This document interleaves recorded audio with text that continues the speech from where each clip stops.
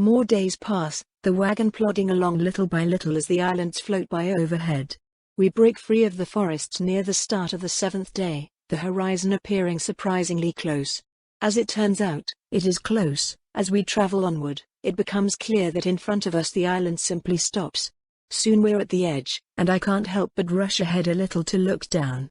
As I sprint closer and closer to the edge of Verdantop, an unease grips me. The unease turns to fear and the fear turns to terror as I approach the edge, some primal certainty that I am not to go stopping me in my tracks. I wanna see, though. I creep forward, my instincts hesitantly allowing me so long as I take it slow. I get down on my hands and knees, crawling forward on the grassy cliff until I am mere inches from the edge. Strong winds lick at my hair as I peek over the edge, heart hammering. It's sort of like looking up, except down. Dozens of islands float below us, peppering the sky. Rather than the yellow glow of above, however, thick, white clouds are the lowest thing in view. The mist is omnipresent below me, stretching as far as I can see in every direction. The biggest difference, of course, is the knowledge that I can't fall into the sky, but I very much can fall here. For some reason, that changes everything. The sight takes my breath away. Ah, the mists are thick today, Gladra says. I flail in surprise, almost slipping. She scared the crap out of me. I shouldn't have let myself become that distracted. I guess so. I stammer, looking up at her. A shame, she comments. Well, they'll clear at some point on our trip. We'll keep an eye out for you. It's always an unforgettable experience to catch a glimpse of God. Yeah, I answer. I'm not sure what else to say to her. I keep staring out at the beautiful, flowing mists of white, freckled by colorful dots of land. From below, islands tend to look quite interesting, coming in all sorts of shapes, sizes, and kinds of rock. I like the reddish stones best personally. I've always wondered what life on those islands might be like. Is it the same as ours? Is it even scarier? Or are those lands as beautiful as their stone? From above, however, there are even more things beautiful and different floating in the sky. I can almost see a city on one of the closer islands, their tall buildings constructed out of the side of the vast mountain. It's little wonder our island is called Verdantop. We sure seem to have a lot more green than most of the places below us. Not that the forest is an appealing part of living here, but I am sure it looks beautiful from above. You just gonna lie there staring over the edge all day? Gladra asks. I raise my eyebrows, looking at her with surprise. Can I? I ask seriously. She laughs. The road travels close enough to the edge, so you can look out while we walk if you want. Make sure to keep up with us, though, and don't fall. Right. Yeah. That would be bad. I follow the edge for a while, keeping my footing careful as I adjust to the terror of the potential drop. The road is about 50 yards inland, distant enough to not be a hazard but plenty close enough for me to keep an eye on while by the edge. Gladra seems inclined to walk close to me as I do so, which for once I'm grateful for. If I do fall, I wouldn't be surprised if she has a trick to catch me. We walk for hours, but much like looking up, the scenery doesn't change much as we look down. Eventually, another island passes under us, one that Verdantop is dropping into nighttime, which makes sense but isn't something I've ever thought about before. Unfortunately, it ruins the view below, and I eventually meander back to the wagon and hop in. Did you have fun? Penelope asks blandly. Yeah, I say happily. The view is awesome. You should go see when that other island gets out of the way. Pass, she answers. I've been to the edge plenty of times, Vita. My grandfather often made a point of dragging us all to the cities he conquered to show off.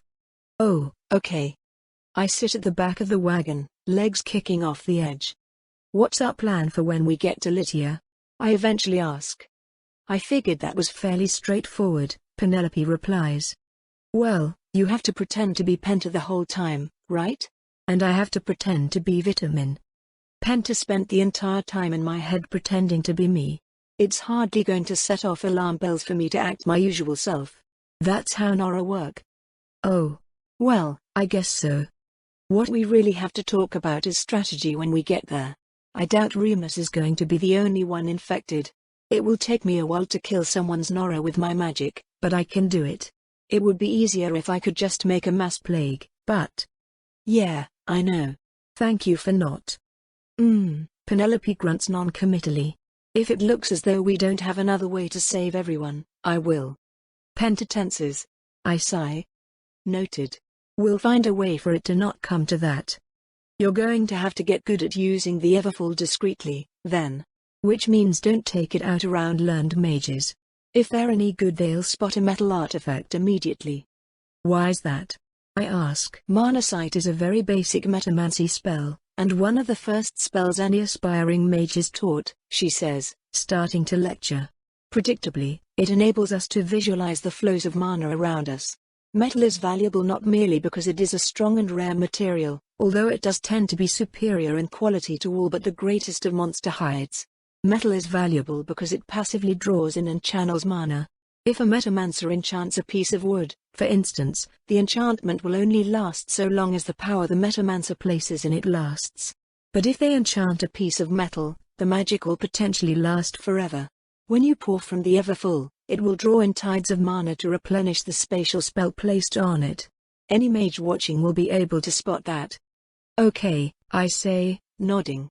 Magic people can see metal stuff being used. Check. Shouldn't I still practice being vitamin, though? Penelope snorts. It's been over 7 days. The slime inside you was 10 hours old when you killed it. No matter how you act, I don't think it will come off as odd unless you're outright caught trying to kill someone. And if they somehow check if you have an aura in you. Yeah, fair. You're in more danger there than I am. And I'm confident I'll be fine. It'll make me feel better if we practice anyway, I insist. Penelope gives a long-suffering sigh. Fine. The pair of us spend a while trying to get in character, which, true to her word, Penelope actually seems quite good at. She drops a bit of the acid and tunes up a bit of the depression, and it works out quite well. Penta finds that assessment rather embarrassing, but struggles to deny its truth. I suggest Penelope try being a bit more upbeat as well, but she and Penta both say that they never acted that way in front of Ramuslam. Just me. That makes me smile a little. On my end, I'm not quite sure what to do. Penelope keeps insisting that anything will probably be okay, since Vitamin would have presumably spent a lot more time in my body than she had in Remus's at this point. I decide to keep up the same persona that I used with Remus the first time, though, partly because it feels safest and partly because it's pretty fun. Hey, you two. Gladra calls, knocking on the outside of the wagon. The mists are clearing. Come see. Ooh. I hop off the back of the wagon immediately, rushing on over to the edge. My steps slow as I approach, fear and apprehension mixing as I get ever closer to the great drop. The island below us has passed. I stand next to Gladra, her aura calm so I can do so painlessly, and watch the swirling mists move. Did you know, Gladra says slowly, that from here, the mists are tens of thousands of miles away? I blink, turning to look up at her. How far is that? I ask. She chuckles. Well, our island, from end to end at its longest point, is less than 1,000 miles across. If I pushed you off the edge here, you might die of dehydration before ever reaching the mists. Assuming you don't die by running into another island on the way, of course. I gulp. She points down. Things always seem smaller when they're farther away, don't they? Watch, Vita. See the world for the first time. The mists stretch in every direction, farther than I can see. Slowly, surely, they begin to thin, allowing me to catch glimpses of something below them. A twisting presence briefly crests the top of the receding mists, reminding me of a snake slithering through grass. Although this snake is, apparently, larger than my entire island by several orders of magnitude. More and more of these snakes appear, brownish, blackish twists of flesh that writhe about the mists, cutting apart clouds so massive I know no words for anything to compare them to. Oh, how laughable it is to have thought my island a large place. More and more of the horrid, beautiful tendrils reveal themselves. I stare unblinking as the mists wash away entirely, revealing the mass underneath which may as well be infinite to my senses. Beneath the mists, beneath the incomprehensible limbs, are the eyes of the Mistwatcher. A human eye larger than I could travel in a lifetime stares vacantly towards its zenith. The segmented eye of a dragonfly bulges around a collection of thin tendrils. A small eye of a goat, insofar, I suppose, as an eye dwarfing the largest islands in the sky could be small, seems to care not one whit as it gets rained on from above. Eyes upon endless seas of eyes, all different sizes, colors, and shapes. Each is part of the same pulsing, writhing mass that forms the center of everything, stretching from horizon to unreachable horizon. It is impossible to look down and not see it, as despite the incomprehensible distance between us I can discern no edge to it, no end. Many of the eyes match creatures I know. Many more are so alien in structure that I can only guess whether they're even eyes at all. Out of all its countless eyes, one in particular catches my attention. An orb of pure red with a long black strip, tapered at the top and bottom, stretching down through its center like a cat's pupil. I know this eye like I know myself. I'm not consciously aware of how long I stare as slowly, the dark pupil turns in its divine socket. For an agonizing eternity, I stare down and watch as it moves to stare back at me. I lock eyes with God and the weight of its gaze crushes my very soul. I can't withstand it. My shell shatters. Every human I have ever felt has a core to their soul. While I have the vague insight that souls are more than their apparent shapes, the space in which a human soul resides is always more or less a sphere. Their soul's energy may permeate around the inside of their body, but the soul itself, the part they will leave once they die, is a sphere. Mine used to be, but now it is more. Its false shell shattered, my soul twitches and stretches, tendrils of power reaching out from its core of blue. A long black strip, tapered at the top and bottom, splits down through its center like a cat's pupil. An eye, eternally unblinking. The tentacles extruding from the center writhe and whip as they expand to their full length, passing through and in and out of my body as they please. No. As I please. They are me. I am me. My body is mine, my soul is also mine, and I move them independently from each other however I choose. With my new eye, my true eye, I see far more clearly. Still looking down, it witnesses a second Mistwatcher, one of seemingly infinite tendrils and mouths, which interposes itself on the first.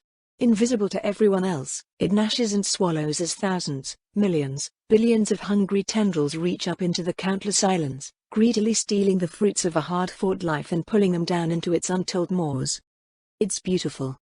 Gladra grabs the collar of my gambeson and yanks me backwards, pulling me away from both the ledge and my thoughts. Whoa now, you almost fell off there, she says. That's why you never look down on your own, alright? We lose some good people to that every year. My soul roils, the inner eye twisting to glare at her before I come to my senses. Had I been about to fall? Yes, I had. I didn't even notice. My body, under Penta's guidance, was moving to crawl off the ledge. Sorry, Penta stammers, both to Gladra and myself. I don't know what came over me, there. Yeah, that's how it is, isn't it? Gladra agrees. I know it's hard, but never stare at the Mistwatcher for too long, okay? It's dangerous. Besides, we wouldn't want it to stare back. I snap my head her way, reasserting control from Penta. Oh no, did I do something bad? That's a joke, kid, Gladra clarifies, grinning. The Mistwatcher doesn't look at mere mortals like us. But it did, I tell her, still stunned from the event. Gladra's aura, which had been calm until this point, flares to life, her inner flames clawing at my being. Are you sure? She demands, a seriousness to her voice I have never heard before. Why yes, I squeak. There's nothing I have ever been more sure of. It saw me. It knew me. Gladra swallows, turning towards the edge, her hands moving in a blur. She leans over, looking out over the drop. Run, she orders. What? I sputter. I fucking said. An unseen hand grips me, hurling me with extreme force back towards the wagon. Gladra lifts off the ground, flying after. Run. She roars at the Templars. Inland. Now. Someone grab the biomancer. I sail past the wagon and land hard on the ground, rolling to avoid damage as best I can. Something crunches on impact anyway, but I have no time to worry about it. The Templars are already sprinting my way, Dazzle leaping into the back of the wagon and tossing a startled Penelope over his shoulder before abandoning it entirely. At first I think they're all coming to get me, but none of them have their weapons drawn. They are not charging at something. They are running away. Gladra, still flying, picks up and hurls any stragglers forward. I don't want to go on the Kineticist Express again, and apparently neither does Penta. She seizes control of my legs and sends me sprinting in the same direction. We rush off the road, fleeing towards the forest, of all places. Whatever's coming must be even worse. As Penta races away, I twist my soul around, a blue eye of my own matching the red promise of death which beheld me from below. I watch behind as Penta and my body keep their eyes forward, the movement of souls and their glorious energies echoing off of every living thing. Incoming. Gladra roars, turning around mid-flight. Despite my soul sight, I see and feel nothing until an explosion knocks me off my feet, paint screaming through my body as everything suddenly goes silent. Stone shrapnel tears through my armor as for the second time in less than a minute I find myself tumbling through the air, trying to land with some semblance of either dignity or intact limbs. Penta immediately tries to get up and run again, but everything feels wrong. We only stumble and fall once more. Glancing behind us, I see something from much closer than I ever want to see it again. A fully corporeal tendril of the Mistwatcher, 50 yards thick, has reached up and torn through the side of the island up to where I had been staring less than 30 seconds ago. That whole section of land, including our wagon and a good part of the road, are completely obliterated.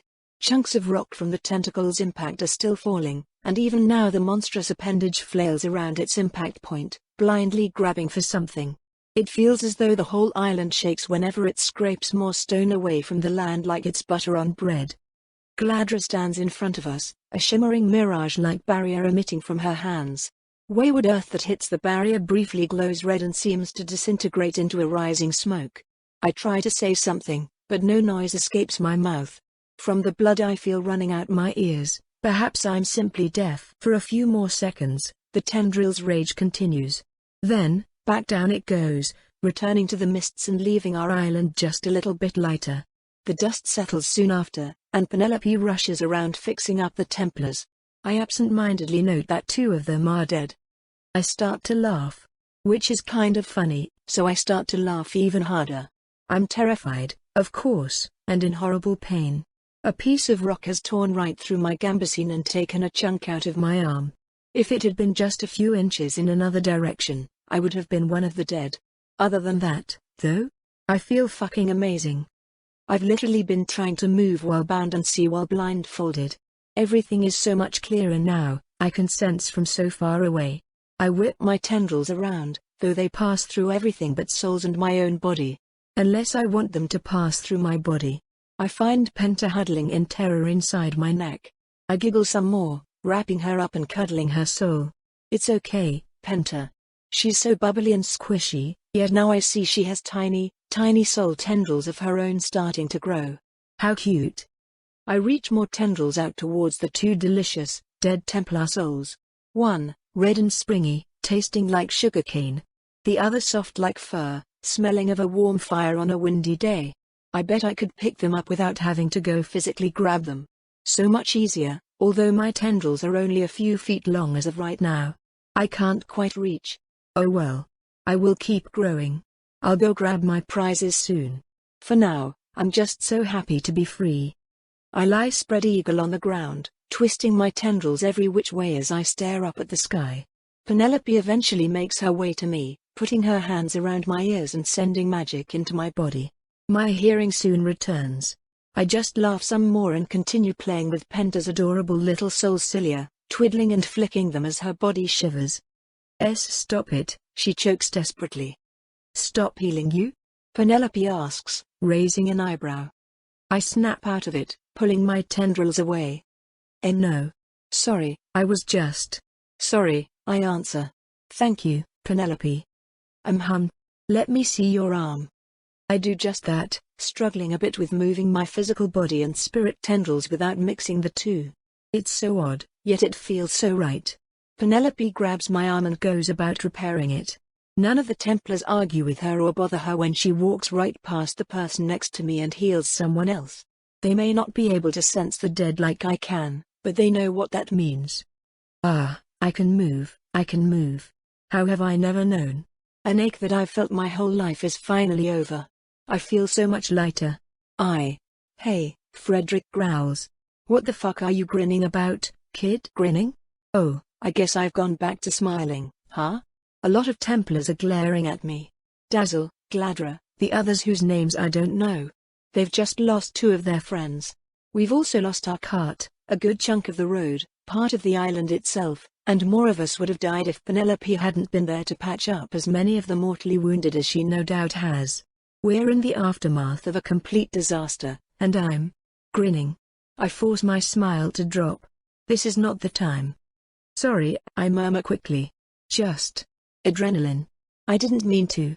Like a cat's claw swiping at an errant insect, an intangible tendril whips through the two spiritual morsels I left behind, the appendage perceived only by my now hatched soul. As it passes through the first of its two targets, the soul shatters, chunks of once person scattering around as only the largest piece is heeded by the eldritch tongue.